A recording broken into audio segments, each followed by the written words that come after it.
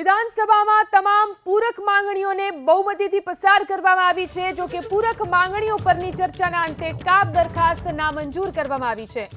નાણામંત્રી કનુભાઈએ ચર્ચામાં ભાગ લેનાર સભ્યોનો આભાર માન્યો। આ સાથે જ સ્પષ્ટ કર્યું કે સરકારની અનેક યોજનાઓ હોવાથી પૂરક માંગણીઓ આવી રહી છે તેવો પણ દાવો કર્યો। એટલું જ નહીં, સરકારી શાળાઓમાં 25,000 વર્ગખંડોનું નિર્માણ પૂર્ણતાના આરે હોવાનો, સરકાર શિક્ષણ માટે ગંભીરતાથી કામ કરી રહી હોવાનો કનુભાઈ દેસાઈએ દાવો કર્યો। એટલું જ નહીં, પ્રતિ ક્વિન્ટલ 300 રૂપિયાનું બોનસ આપી સરકાર બાજરી, જુવાર, રાગીની ખરીદી કરે છે। ખરીફ સિઝનની અંદર 33,000 મેટ્રિક ટન બાજરી ખરીદી હતી। 37 લાખ પરિવારોને વર્ષમાં 2 વખત ગેસ સિલિન્ડર અપાય છે। 497 રોકડ સબસિડી અપાઈ છે।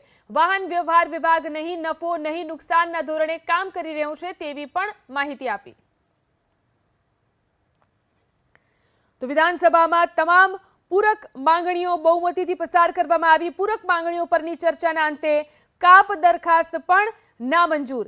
સરકારની યોજનાઓ હોવાથી આવી પૂરક માંગણીઓ કરવામાં આવી છે તેવું કહ્યું છે કનુભાઈએ। નાણામંત્રી કનુભાઈએ ચર્ચામાં ભાગ લેનાર સભ્યોનો આભાર પણ માન્યો। શાળાઓમાં 25,000 વર્ગખંડોનું નિર્માણ પૂર્ણતાના આરે હોવાનો દાવો કરવામાં આવ્યો।